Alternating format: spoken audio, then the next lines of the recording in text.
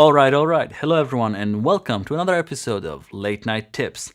I haven't been recording for a couple of weeks because I was putting finishing touches on an EP. I was spending my time mostly in Ableton Live, working with a really talented mastering engineer and just trying to make the EP as good as it can be. That's why I haven't been recording, but now we're back to our regular schedule. And in today's episode, I would like to tell you about my traveling setup.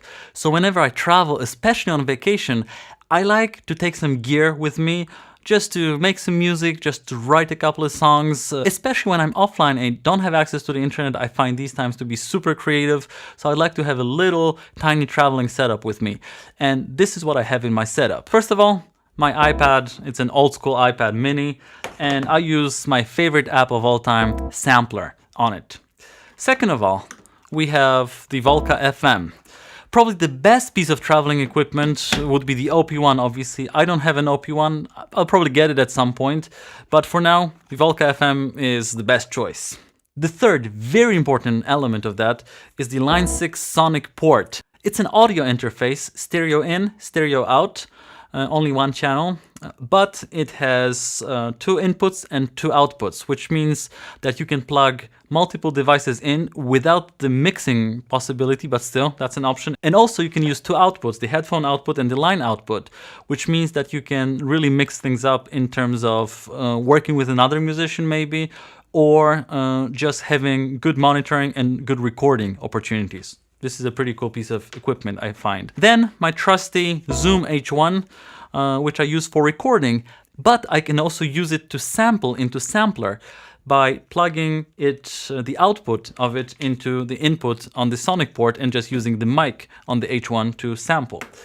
And then finally, a tiny little Nokia speaker in here, battery operated with a jack. And I use it mostly when I'm recording video and I want to be able to sync audio and video conveniently. Then I'm gonna have this speaker so that the camera hears a bit of the audio. When it comes to the Volca, any Volca will do, really, because it's battery operated. I use the FM because that's the one I own.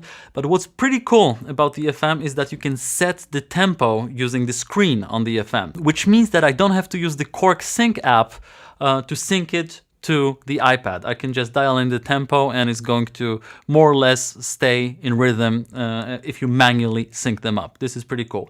Also, the Volca FM has the arpeggiator, which is helpful and it's pretty versatile in terms of sound. What's really important for me in my portable setup is for it to be battery operated, to be small, and to be versatile. And I think that this configuration really fits the bill on that one. When it comes to the apps on the iPad, it's obviously the Samplr, but when I want the Sonic port to feed the audio through and into the Samplr, what I usually use is AudioBus. So let's go ahead and try it out. First of all, I'm going to plug my Sonic port. You'll notice that I actually have a little strap in here and I attached the cable permanently to the Sonic port because this cable is proprietary and if you lose it, it's kind of expensive to get it back. So first of all, the interface, then I'm going to connect the Volca FM, turn it on, runs on batteries, which is pretty cool. I'm going to connect it into my input. Then a second cable is going to go from the output into the Zoom. Here we go. And the cool thing about the Zoom is that it feeds audio through, so I can put the speaker in here. So I don't need the second output, which means I can plug headphones into the second output and just have comfortable monitoring level better than what the Nokia can provide. And then when it comes to the app setup, I go to AudioBus and I select System Input in here. Then for my effects, I'm going to use the MobilePod app, which is the app, a guitar app that comes with the Sonic port. Really, it's a pretty versatile app, sounds good. I actually played a couple of guitar gigs using the iPad and this app, it works. And then I'm going to put the Samplr in here and also launch it. So now we should be able to hear the drum beat. Yeah.